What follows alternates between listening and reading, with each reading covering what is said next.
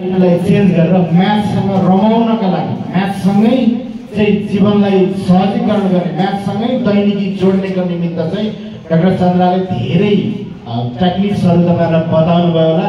अघि भन्दै हुनुहुन्थ्यो, उहाँ आउने बित्तिकै भन्दै हुनुहुन्थ्यो यो विद्यार्थी यो जेनेरेसन जुन 8, 9 अघिको 5, 6, 7 को विद्यार्थीहरूलाई चाहिँ हामी बनाउन सक्छौँ।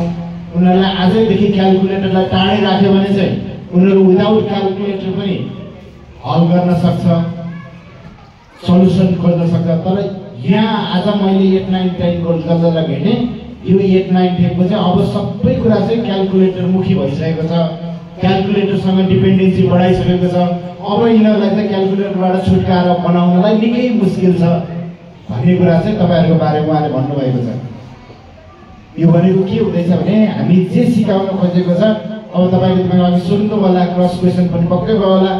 तपाईँले त्यो क्रस क्वेसन मलाई त्यो सोल्युसन खोज्ने क्रममा जे 5, 6, 7 को भाइ बहिनीहरू तिमीहरूभन्दा साना भाइ बहिनीले गरे त्यो पनि तिमीहरूबाट भएन भन्ने कुरा भनेपछि हामी केले बिगारिरहेको छ? क्यालकुलेटर। म्याथमा क्यालकुलेटर प्रयोग गर्ने कुरा भेरी डेन्जरस। यसले हाम्रो सृजनशीलतामा ह्रास ल्याउने काम गर्यो, हाम्रो सोच्न सक्ने क्षमतालाई कोसँग चाहिँ डिपेन्डेन्सी बढायो? ग्याजेटसँग डिपेन्डेन्सी बनायो। त्यस कारणले यो चाहिँ हाम्रो भविष्यका लागि घातक हुन सक्छ है, हाम्रो भविष्यका लागि खतरा हुन सक्छ है भन्नुभयो डाक्टर योगेश चन्द्रले। त्यस कारणले मेरो आग्रह छ उहाँसँग तपाईँहरू किपिङ टच गराउनुहोस् र तपाईँहरू हामी चाहन्छौँ तपाईँहरूको विद्यालयको टिचर्सहरूलाई पनि वैदिक म्याथबाट नेपालमा म्याथमेटिक्सलाई अब्बल बनाउने अभियानमा बुढानीगढ नगरपालिका वडा नम्बर 10 र बुढानीगढ नगरपालिका लाग्नेछ। यसका लागि डाक्टर योगेश चन्द्रले पनि हामीलाई सहयोग गर्नुहुनेछ भन्ने मैले अपेक्षा लिएको छु।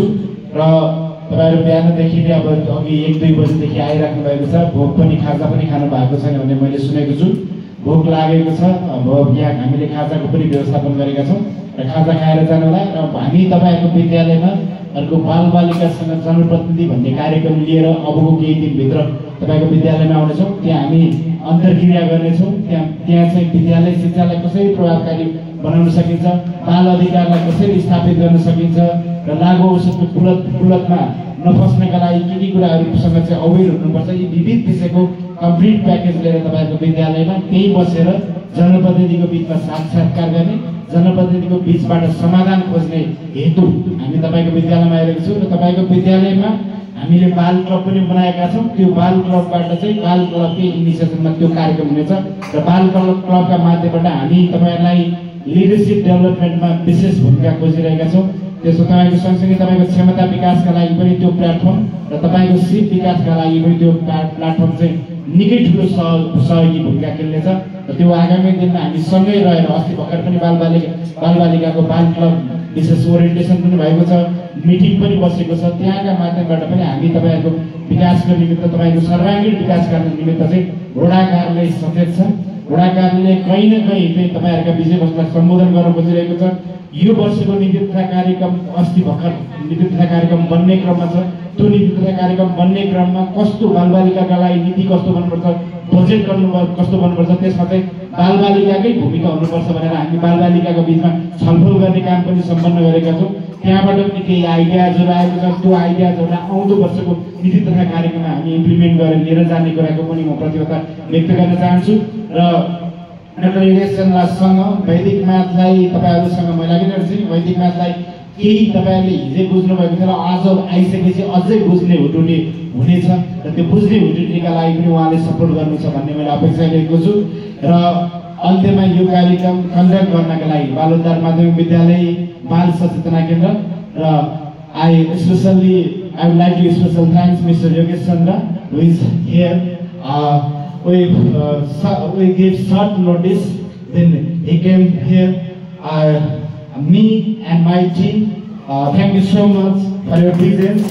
I hope we are going to coordination for the future to better mathematics in Nepal and Budanikot municipality. Thank you so much, Yogesh Chandra. उहाँले तपाईलाई अघि नै नम्बर पनि दिइसक्नु भएको छ होला। हामी आशा गर्छौँ उहाँसँग सहकार्यमा फेरि पनि म्याथमेटिक्सको डेभलपमेन्टको निमित्त र वैदिक म्याथलाई नेपालमा स्थापित गर्ने क्रममा प्राणगढ नगरपालिका सँगै रहनेछ र उहाँलाई आउँदो दिनमा हामीले सोचिरहेको छौँ। मैले भोलिको समय उहाँसँग समय छ भने हामी तपाईँको विद्यालयका टिचर साथीहरू, टिचर सरहरूलाई अथवा म्यामहरूलाई चाहिँ जो म्याथमेटिक्स पढाउनुहुन्छ उहाँहरूलाई पनि यो विषयमा चाहिँ डिस्कसन गर्ने र आउँदो दिनमा उहाँहरूलाई मात्रै वैदिक म्याथको बारेमा जानकारी दिने अवस्था रह्यो।